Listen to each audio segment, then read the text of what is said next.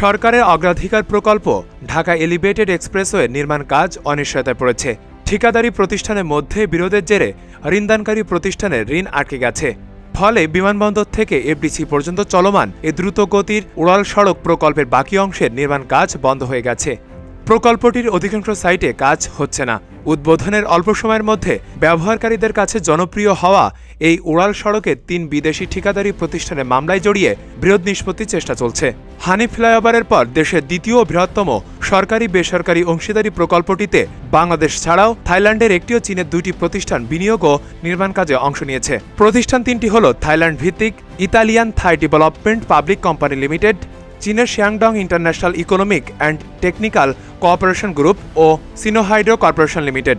সরকারি 3 প্রতিষ্ঠানের শেয়ার যথাক্রমে 51, 34 ও 15%। হজরত শাহজালাল আন্তর্জাতিক বিমানবন্দরের কাছে কাওলা থেকে রেল লাইন ধরে তেজগাঁও, মগবাজার, কমলাপুর হয়ে যাত্রাবাড়ির কাছে ঢাকা চট্টগ্রাম মহাসড়কের কুতুবখালীতে গিয়ে শেষ হবে এই উড়াল সড়ক।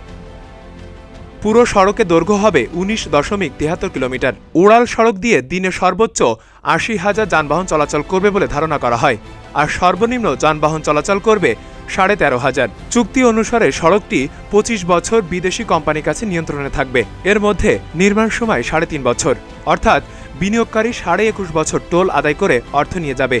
এ সময়ের মধ্যে কখনো সড়কে 15 দিনের মধ্যে 13,000-এ কম যানবাহন চলাচল করলে সময় বাড়িয়ে ক্ষতিপূরণ শোধ করতে হবে।